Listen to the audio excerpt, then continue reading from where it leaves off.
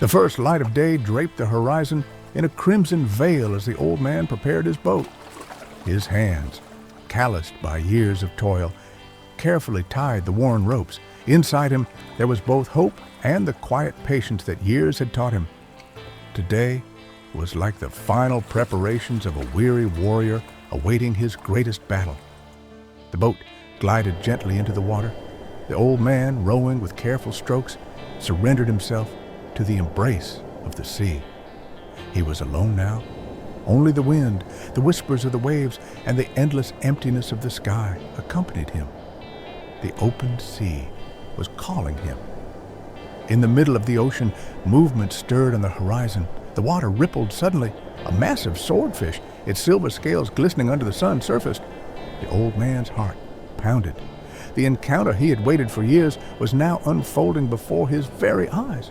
Without hesitation, he reached for his harpoon. His muscles, shaped by countless hunts of the past, tensed. The enormous body of the swordfish glided like a ghost beneath the water.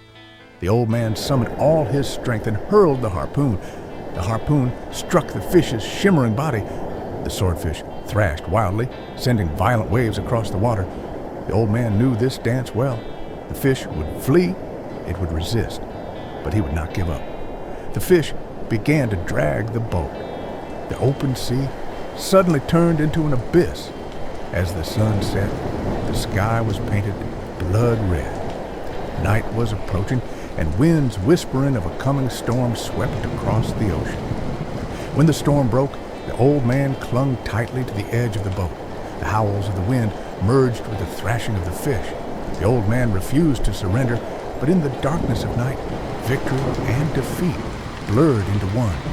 As he struggled against the rope tearing into his flesh, salty blood dripped from his hands. He ignored the pain. In this battle, only faith and willpower would determine the winner. The fight lasted until dawn, exhausting the old man, but he never let go of the rope. Even as the night and sea challenged him, he did not yield.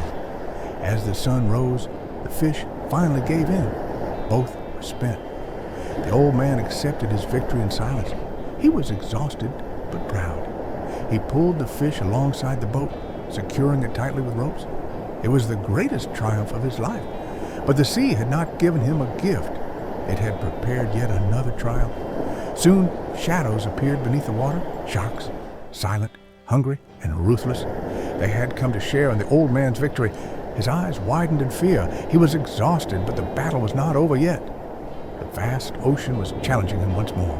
The sharks swarmed the bloodied water, ripping into the swordfish with greedy jaws. The old man clenched his teeth as he watched the horror unfold.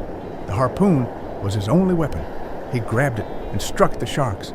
He managed to kill one and wound others, but the enemies were relentless. He lost his harpoon. Now only the boat's oar remained. He swung it fiercely, trying to fend off the sharks, but their hunger made them fearless. At last, he triumphed. When the sharks finally swam away, he understood the cost of his victory.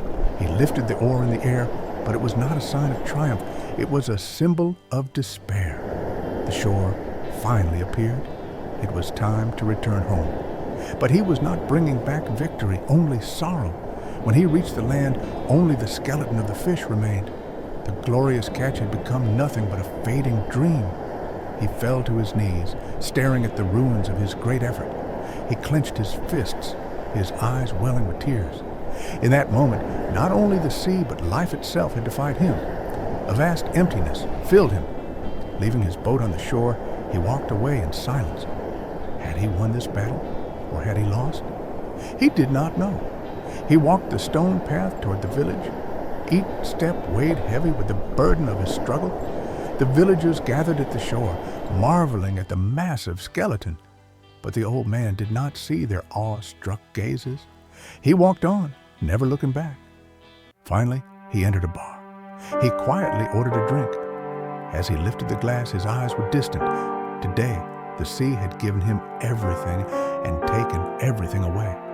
He took a sip, trying to forget. But some sorrows, like the salt of the sea, seeped deep into the soul.